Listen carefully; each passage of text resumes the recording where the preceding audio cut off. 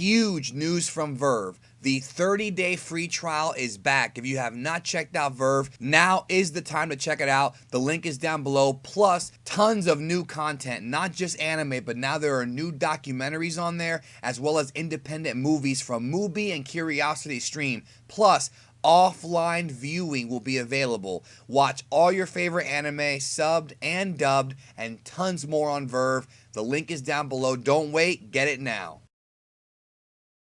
And by the way, that deal for the 30 free days, limited time only. So last week I was talking in my review about how I was hoping that they would get to the end of this thing. And it looks like really now we are approaching the climax of the Tournament of Power. Let's discuss Dragon Ball Super episode 118.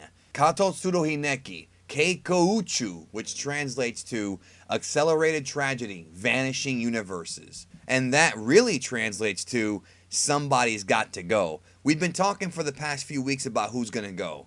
Is it Universe 6? Is it Universe 2? Is it both? Or is it somebody else? This turned out to be one of the most newsworthy episodes of this arc so far, and it was also one of the most uniquely structured episodes.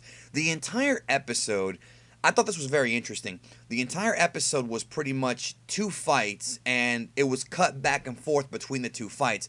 And at first, it was sort of spaced out the way they would do the cuts. Then as we approached the ending, the cuts became more and more narrow. We're talking about like editing and direction and whatnot. It was Rabanra, Zerloin, and Zarbuto from Universe 2 against Goku, and later on the androids joined the fight too. And over on the other side, we had Salnel and Purina versus Gohan and Piccolo. That was the structure of this episode, and I'm wondering, looking back on this episode now that it finished airing, I wonder if the entire tournament had been structured like this. I wonder how it would be, if it would be easier to watch, you know, if maybe like they had done all these episodes to where the first half of the episode has, you know, one fight, second half has the other. I wonder if that would have maybe been a little more expansive to seeing more of the fights. The reason why they did it here, though, is because of the ending, which we're going to get to that in a minute, because they all sort of became this, I guess you can say, this star-crossed fate. I don't know if I'm using the right word there, but the fate of the finale here kind of came together in a very strange way. But not in a bad way, but also in a very surprising way. So what I'm going to try to do with this review, this is a very hard episode to cover because of the back and forth cuts, is I'm probably going to try to focus on just one aspect, like one fight, and then try to focus on the other one. Because it's hard. I don't want to like talk to you guys and go back and forth, back and forth, back and forth. So first of all, whether or not I liked the episode, I thought the episode had a lot of action and it actually had a lot of good humor. It actually made me laugh. And specifically what made me laugh was when the Universe 2 guys transformed into essentially the kamikaze fireballs, Ribrianne, Rosie, whatnot. There was a scene in the episode where they were fighting Goku because, you know, Goku's weakened or whatever, even though he's already doing Super Saiyan Blue in this episode. And 17 and 18 help out, but basically they surround Goku and they channel the magical girl power. So it ends up, like, what ends up happening is the Universe 2 guys end up being dressed up just like freaking, you know, the girls were. Zerloin in particular, this big, giant, tough guy, looks like Ribrianne, like wearing the Ribrianne clothes. And there's always something funny about men dressed like women who are big, tough guys like that. When it comes to like in Dragon Ball the way they do it, and I thought it was pretty cool how they did that. Pretty funny actually. It actually put a smile on my face. That was very clever, and it was a good way to kind of, in a weird way, put Ribrianne back in the action without really putting her back in. So at first it was Goku against, you know, the three, and then it became 3-on-3. You know, Goku 17 and 18 against Universe 2. I enjoyed that. And the fighting was overall pretty interesting, I would say. They came together and they did this move as, I guess you could say, their trump card against Goku, and Goku was able to get out of it by doing what he always does, blasting his way out of it at the end of the episode. Now, couple things I want to talk about real quick briefly, just real briefly. I was surprised when they showed Universe 2 watching the Tournament of Power.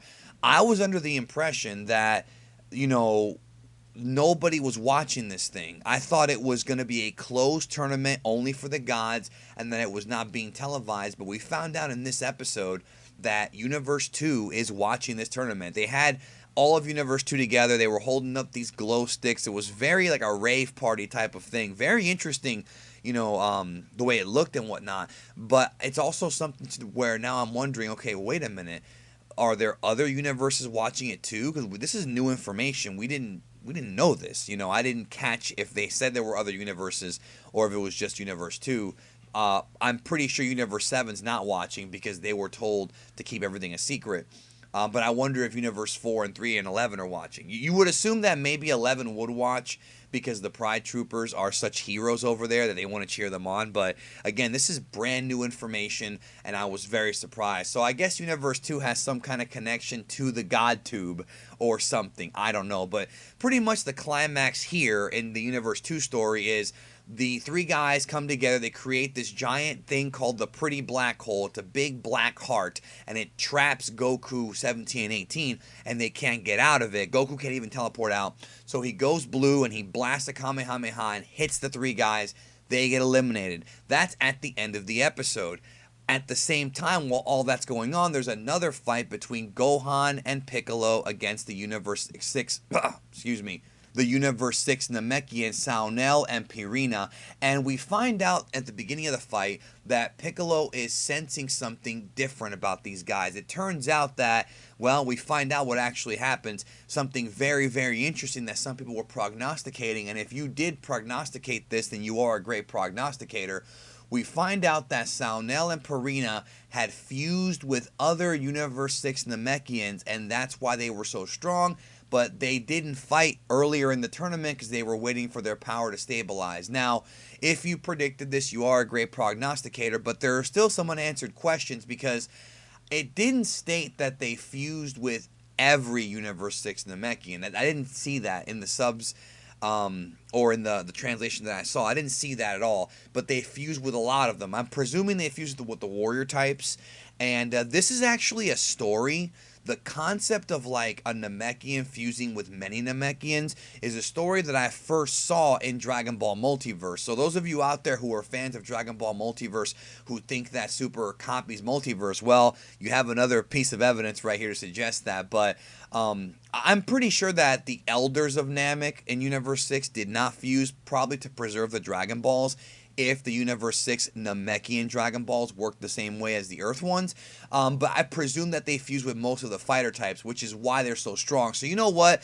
The power scaling in Super has been very questionable, but I thought this was a pretty decent explanation here, because if you go back to DBZ, you know how strong Piccolo got when he fused with Nail and then with Kami. So having these dudes fuse and getting them to this level, I think actually it's a pretty good explanation. I can't hate on that. It's a pretty good explanation. So Gohan goes into Ultimate and Piccolo prepares the Makanko Sapo, and initially what happens is they flub up and they tease that Piccolo dies or gets hurt or whatever. They tease this because Gohan's taking on both of them. There's a little bit of a montage in the middle of the episode.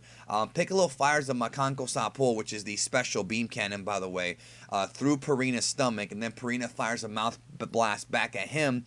Then they go to commercial, and then when they come back, it's actually a very interesting visual. This was really, really cool stuff. They show Piccolo who's down, and they show Kami and Nail, the two dudes who are inside of him. Pause. And so the two dudes who are inside of him are watching Piccolo down, and he gets up, and it looks like Gohan saved Piccolo. So it was kind of the reverse of what happened on Earth against Nappa, because it was almost like Piccolo was in a very similar position to where Gohan was when Nappa was about to kill him, and then Piccolo gets in front and sacrifices his life for Gohan in DBZ. Well, this was like the reverse of that. The difference is that Gohan didn't sacrifice his life. He just was able to block it, and he even tells Piccolo, he's like, I screwed up. I'm not going to do it again. Let me give you some more time to charge your attack. So that was interesting. And again, it was just very uniquely done. The way I really liked that. And the whole idea here was to kind of reverse the roles between Piccolo and Gohan, and it was something that I liked. and something that I was enjoying, like seeing those characters kind of flip like that. But it's also something to where I'm just wondering, well, damn, like it took this long. I was complaining about the use of Gohan and Vegeta and Frieza in this tournament, but as we approach the end, I think they're going to be used a little bit better. Because I'm wondering what the hell Frieza's been doing for the past, whatever, many episodes since the Frost one, but at least they gave us this Gohan and Piccolo moment. So then the big finale is that Gohan fires a Kamehameha, Piccolo fires a Makanko Sapo, and this time the Makanko Sapo goes right through Saoneru's heart. Like, not through his heart, but through his chest, you know what I mean? Which prevents him from getting involved in the beam struggle between Gohan and Purina. And it's basically what we have here is we have two simultaneous, like, big ki blasts going off at once. Two big Kamehamehas, one from Gohan, one from Goku. Goku firing at Universe 2, Gohan firing at Purina, and then Piccolo using his, signature move on Saoneru. So we now have literally the 3 eliminations from Universe 2 and the final 2 from Universe 6. So yes, indeed, as we predicted, I called it last week, and I'm not the only one. Many of you guys did too. Universe 2 and Universe 6 are both out. No more fighters. Zeno wipes away Universe 2 first, and they say their goodbyes, and they still do the whole love thing.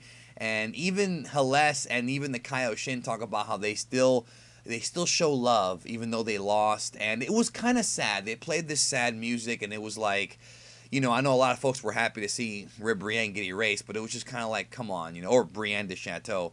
It was just kind of sucked because, they kept it up until the very end. And so Zeno deletes them first. And, as the fight was going on with the Namekians and Gohan and Piccolo, Caulifla makes a comment about how if they don't win, she's going to beat them up. So when they end up on the bleachers, she's going to go beat them up. And that was kind of funny. And then it was really sad because, those of you who had the theory about Hit, not really being eliminated, well, that's out of the question now because he's out. Not only is he eliminated, he's deleted. If it was a fake hit, if it was a fake hit, then we would have known about it here. Universe 6 is gone. So Kaba says, goodbye, Master Vegeta, which I'm going to talk about that here in a minute.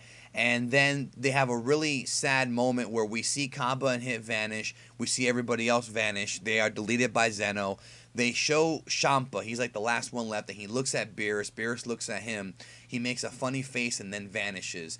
And then Beerus sort of like, he sees his brother get wiped away.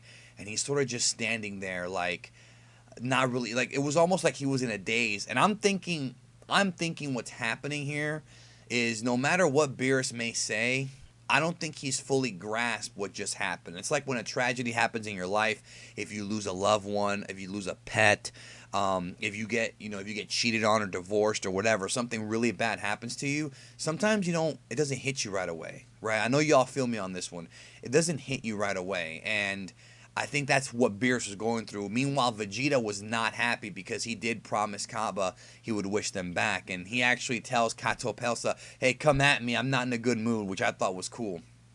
So Universe 6 is gone. And I'm really curious to see Beerus if he's going to talk about Champa on the next episode of Super next week. But next week's episode is going to be all about Universe 4 and the bugs and how hard it's going to be to fight them. So we'll talk about that more, in the coming days and hours and whatnot. But it was kind of sad the way that they did this, but it was not unexpected. But I will tell you that now that we saw the elimination, I am fully convinced that at least Universe 6 is going to come back because they did too much teasing with Vegeta and Goku, too much about Planet Sadala, and I think that's coming either way. So at the end of the day, we might see them back, but it was still executed very interesting. And like I said, the direction in the episode was really good. This was a good episode to watch. It wasn't boring. You got a little bit of everything. You got a little bit of comedy, a little bit of action. Well, actually, you got a lot of action. You got stuff that actually happened, and you got some character moments too from everyone, even Universe 2, who, they showed Universe 2 is the most united universe. And I think at the end of the day, the story that they're trying to tell us is that even though Universe 2 is annoying as hell, they are still the most united. And like the people, the superheroes, the girls, the guys, they're the most united. And I thought that was really interesting. So I gotta say, this was a good episode. It really was. Last week, I wasn't a big fan of it till the very end. This week was a good episode. And I'm gonna say, we'll see where this goes. I really don't care too much about Universe 4 right now. We'll see what happens. I'm hoping that that's a one and done and that they get wiped away, but we'll find out. Dragon Ball Super, I'm expecting some new leaks in the next few days, so we'll know for sure. Anyways, folks, thank you, and let me know your thoughts. Did you like this episode? Lots of action. Again, you got a mix of everything. I thought it was fine. Did you like the episode? Do you think that Goku getting blue again is BS? I don't blame you if you do. And don't forget that Verve 30-day thing is very limited time. You can watch Dragon Ball Super on there. Absolutely, a high definition, and you can now actually have offline content, which is going to be very, very useful, plus tons of other anime on there and exclusive shows that you can't get anywhere else. Verve is owned by Crunchyroll. The same company owns it, so you are supporting the official version, and you are supporting me as well, and the Geekdom 101 Super Reviews. Thank you. Hope y'all have a lovely, lovely rest of your day, and I'll talk to y'all soon.